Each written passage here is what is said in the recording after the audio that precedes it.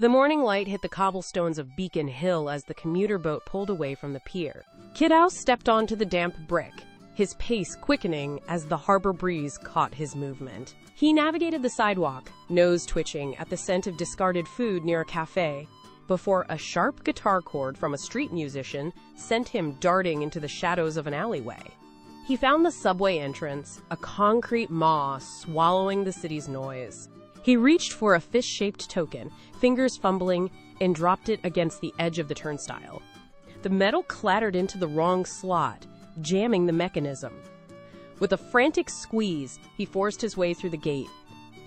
Inside the train, the air grew stale and heavy. He sat, sensing a weight on him, and looked up. An elderly pigeon with a silver ring on its leg sat on the seat opposite, its head tilted, eyes locked onto his with an unblinking, calculated intensity. The train lurched forward, screeching into the dark.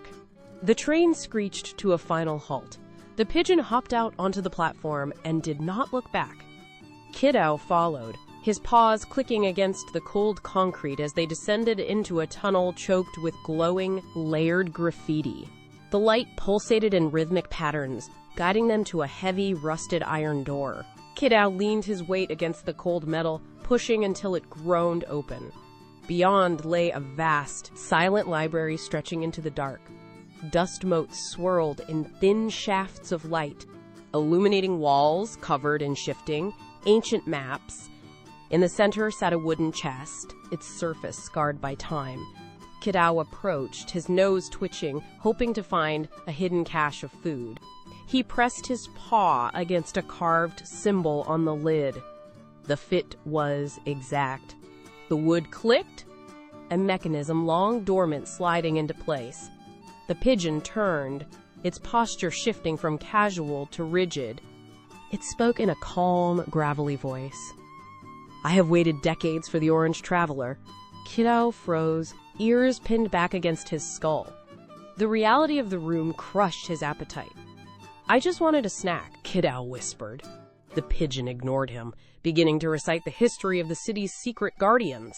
The heavy library door closed, and Kidow burst into the bright, frantic pulse of the afternoon. He sprinted across the green expanse of Boston Common, his paws thudding against the turf. A flurry of dead leaves danced in his wake. He spotted a park bench, snatched half a discarded hot dog, and turned to bolt. A golden retriever named Murphy lunged from behind a hedge, nails digging into the earth. Kidow didn't think. He scrambled up the rough bark of an oak tree, heart hammering against his ribs until the dog retreated. He hit the ground running, weaving through the crowded walkways of Quincy Market.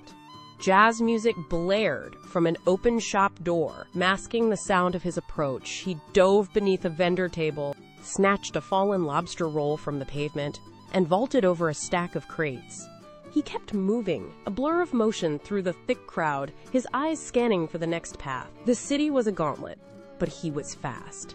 He darted into a narrow alley, ears swiveling to catch the sound of pursuit, and vanished into the shadows of the market district. The sky curdled into charcoal gray.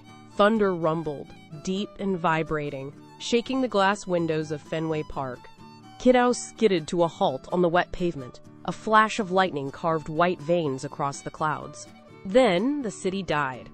A squirrel on a nearby fence locked its gaze onto Kidow and stopped moving. A seagull, perched on a chimney, froze mid-preen, its neck arched in a statue-like pose.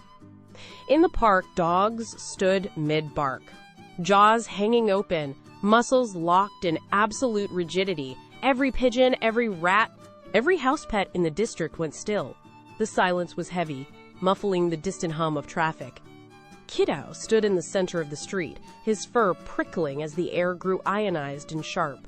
The elderly pigeon descended from the sky, its wings beating the heavy air once, twice, before it landed on a rusted ledge at eye level.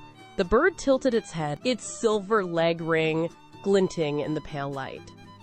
"You are the new keeper of stories," the pigeon announced. The voice echoed, cutting through the unnatural quiet. Kidow took a step back, but the pigeon held his gaze. Rain began to fall in thick, heavy drops, splashing against the cobblestones. Kidow climbed the fire escape, his claws clicking against metal, until he reached the flat expanse of the highest rooftop. The rain fell in steady sheets, washing the grime of the city from his fur. Below, the harbor reflected the sudden bloom of fireworks, casting flickering light against the brick chimneys. The elderly pigeon was already there, hunched against the wind. It nudged a small, discarded bowl toward him. They ate in silence, the warm scent of clam chowder rising against the cold air. The bird watched the horizon, its gaze steady as the city lights pulsed like a heartbeat.